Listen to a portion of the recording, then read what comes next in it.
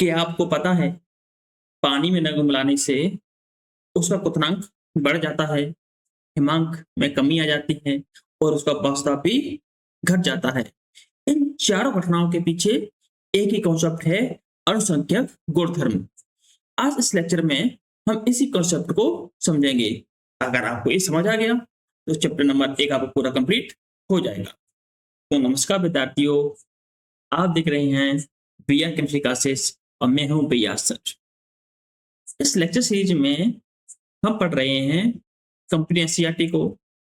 इसमें हमने विलयन को इसमें हमने चैप्टर नंबर 1 को डिस्कस कर रहे हैं।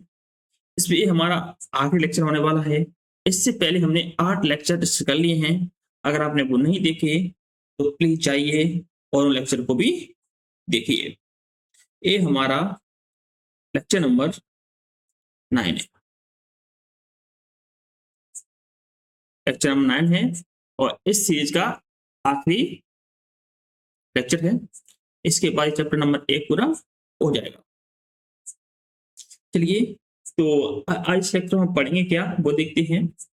हम समझेंगे अणुसंख्यक गुणधर्म के बारे में, उसकी परिभाषा, उसके प्रकार, इसके बाद वाष्प दाब का आपेक्षिक अवनमन, क्वथनांक में वृद्धि, हिमांक में अवनमन, परासरण दाब और एनसीईआरटी और एमपी बोर्ड जो एग्जाम्पल आते हैं उनको भी इस चर्चा में हम डिस्कस करने वाले। तो चलिए शुरू करते हैं। तो सबसे पहले समझेंगे कि एक्चुअली में अणुसंख्यक गुणधर्म होता क्या है या फिर क्वालिटेटिव प्रॉपर्टीज होती क्या है। देखो, वे गुणधर्म जो पदार्थ की प्रकृति पर निर्भर न करके पदार्थ की मात्रा पर या फिर विलय के कणों की संख्या पर क्या करते हैं, निर्भर करते हैं, अणुसंख्यक गुणधर्म कहलाते हैं। जैसे मैं आपको थोड़ा हाईलाइटर ले लूं। वे गुणधर्म जो पदार्थ की प्रकृति पर निर्भर न करके विलय में उपस्थित विलय कणों की संख्या पर निर्भर करते हैं, अणुसंख्यक गुणधर्म कहलाते हैं। उदाहरण कौन से इसके 4 उदाहरण हैं। वाष्प में अवनमन, क्वथनांक में उन्नयन, हिमांक में अवनमन और चौथा है परासरण दाब। इन 4 उदाहरण पे हर साल क्वेश्चन आता है किसी न किसी एक पे, तो आपको इसको तैयार करके जाना पड़ेगा। चलिए, तो सबसे पहले हम समझते हैं वाष्प का आपेक्षिक अवनमन क्या होता है। देखो, इसी परिभाषा क्या है, विलयन के वास्तव में होने वाली कमी तथा शुद्ध विलायक के वास्तव के अनुपात को वास्तव में आपेक्षिक अवनमन कहते हैं। इसे निम्न सूत्र द्वारा व्यक्त करते हैं। क्या है, P note minus P S बट्टे पी नोट, या पी नोट क्या है, शुद्ध विलायक का वास्तव, पी एस क्या है, विलयन का वास्तव। और इसको थोड़ा सा सरल भाषा में समझते हैं। क्या होता है, जब किसी विलायक में अवाष्पशील विलय मिलाया जाता है तो विलायक का वाष्प कम हो जाता है। इस कमी का शुद्ध विलायक के वाष्प से अनुपात ही वाष्प का आपेक्षिक अवनमन कहलाता है। फर्स्ट मेरे उसको थोड़ा सा ब्रीफ में होता क्या है। जैसे मेरा पानी है, जब मैं पानी को मैं गर्म करूंगा तो उसका वाष्प कितने के बराबर हो जाता है, 100 डिग्री सेंटीग्रेड पे हो जाता है। ओके, जब मैं उसमें क्या मिला देता हूँ, नमक मिला देता हूँ, तो उसको वास्तव में क्या हो जाती है, वृद्धि हो जाती है। इसी को हम क्या कहते हैं, वास्तव में आपेक्षिक अवनमन। शुद्ध किसको बोल रहे हैं, जो पानी से शुद्ध है उसको शुद्ध बोल रहा हूं मैं, विलायक। और अशुद्ध किसको बोल रहा हूं, जब मैं इसको नमक मिला दिया उसके बाद जो बन गया उसको मैं क्या बोल रहा हूँ, उसको अशुद्ध बोल रहा हूँ। ओके, चलिए नेक्स्ट मिलते हैं क्वथनांक में उन्नयन, एलिवेशन इन बॉइलिंग पॉइंट। तो सबसे पहले मैं बताता हूं कि क्वथना क्या होता है। तो ऐसा तापमान जिस पर कोई द्रव उबलने लगता है या उसका वाष्प वायुमंडलीय वाष्प के बराबर हो जाता है, तो उसे उस उबलने का क्या कहते हैं, क्वथनांक कहते हैं। समझते इसको, जब किसी विलायक में अवाष्पशील विलय पदार्थ मिलाया जाए, अवाष्पशील का मतलब होता है जिसको गर्म करने पर उसकी भाप ना बने, उसकी वाष्प ना बने, तो वो क्या होगा, एक अवाष्पीय विलयन को कहा जाएगा। तब बने हुए विलयन का क्वथनांक शुद्ध विलायक के क्वथनांक से अधिक हो जाता है। शुद्ध विलायक की अपेक्षा विलयन के क्वथनांक में होने वाली इस वृद्धि को क्वथनांक उन्नयन कहते हैं। ये होता क्यों है? आवासीय विलय मिलाने पर विलयन का वाष्प दाब कम हो जाता है। वायुमंडलीय दाब के बराबर वाष्प दाब प्राप्त करने के लिए और अधिक तापमान देना पड़ता है। यानी मैंने उदाहरण दिया था अभी नमक का पानी का, तो क्या हो रहा था, मैं पहले जो शुद्ध पानी को गर्म कर रहा था तो 100 पे बॉयल हो रहा था, ठीक है। जब मैं उसमें नमक मिला दूंगा तो नमक क्या हो गया, अवाष्पशील विलेय पदार्थ। अवाष्पशील क्यों? क्योंकि नमक की भाप नहीं बनेगी, इसलिए वो क्या हो गया, अवाष्पशील विलेय पदार्थ हो गया। अब क्या हो गया, जो पानी 100 पे उबल रहा था ना, नमक मिलाने के बाद वही पानी 110 105 पे उबलेगा, यानी मुझे और अधिक ताप देना पड़ रहा है। इसी कारण क्वथनांक बढ़ जाता है।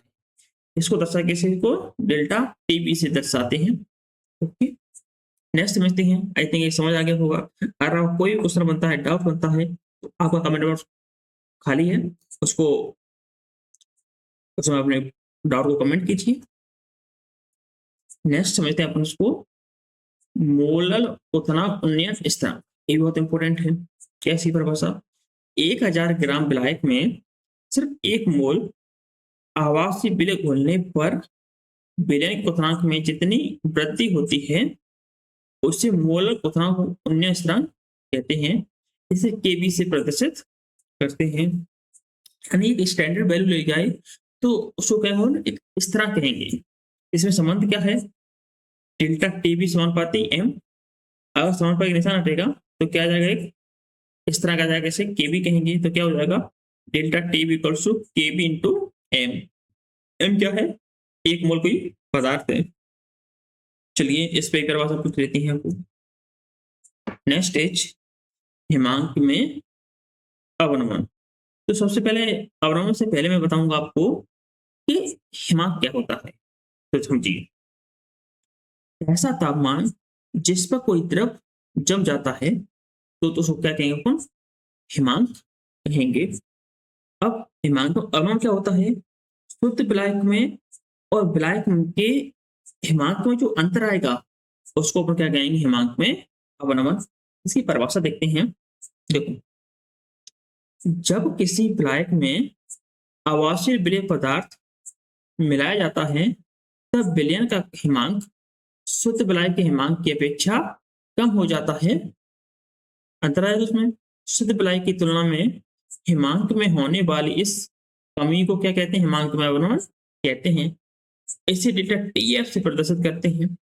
टीएफ मतलब एफ ऑफ फ्रीजिंग पॉइंट। क्या होता है, होता क्यों है ये, तो आवासीय विलय मिलाने पर विलायक का वाष्प दाब कम हो जाता है। फलस्वरूप विलयन को जमने के लिए पहले की अपेक्षा कम तापमान की आवश्यकता होती है। इसी कारण हिमांक कम हो जाता है। ओके, डाउट बनता है तो कमेंट कीजिए अपना डाउट। ओके, अब समझते हैं स्टैंडर्ड वैल्यू के लिए मोलर हिमांक अवनमन स्थिरांक परिभाषा। 1000 ग्राम विलायक में 1 मोल आवासीय विलय घोलने पर विलयन के हिमांक में जितनी कमी होती है उसे मोलर हिमांक अवनमन स्थिरांक कहते हैं। इसे टीएफ से प्रदर्शित करते हैं। संबंध कैसे, डेल्टा टीएफ समानुपाती एम, डेल्टा टीएफ बराबर केएफ इंटू एम। ओके, इस पे क्वेश्चन बोर्ड में बहुत आते हैं। चलिए नेक्स्ट समझते हैं। परासरण दाब अपना चौथा अणुशक्ति गुणधर्म है और आखिरी भी ऑस्मोटिक प्रेशर। किसी विलयन को अर्धपारंग झिल्ली द्वारा विलयायक से पृथक करने पर परासरण को रोकने के लिए विलयन पर लगाए जाने वाला बल न्यूनतम बाह्य बल या फिर दाब परासरण दाब कहलाता है। इसे पाई से प्रदर्शित करते हैं। और सरल भाषा में समझ उसको, देखो, परासरण को रोकने के लिए विलयन पर जितना न्यूनतम बाहरी दाब लगाया जाता है उससे परासरण दाब कहलाता है। कैसे मैं उसको और थोड़ा सा अच्छे से एक्सप्लेन करता हूँ। जैसे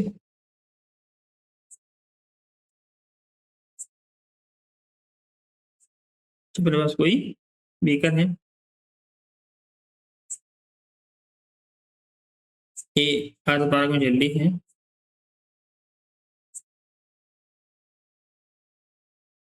ओके, इधर को इधर भरा हुआ है, इधर को इधर भरा हुआ है, दोनों साइड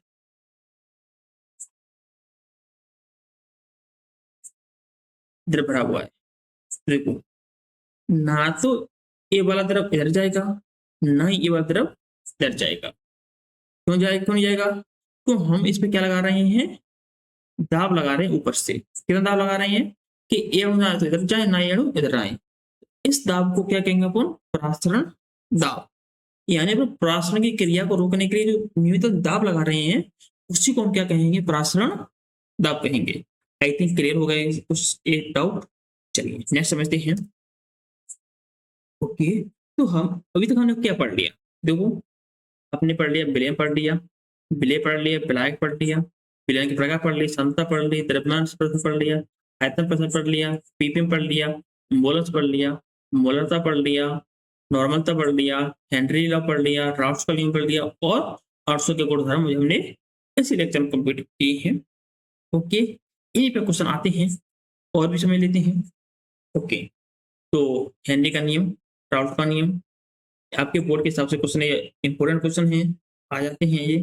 तो इनकी आपको तैयारी करनी है। हेनरी के अनुप्रयोग, मोल प्रवाह की परिभाषा, मोलरता नॉर्मलता में अंतर, और वही वेपर प्रेशर, हिमांक वर्णन, क्वथनांक वर्णन, अंशों गुणधर्म और परासरण दाब, ये सब क्वेश्चन आने के बेहद चांसेस हैं।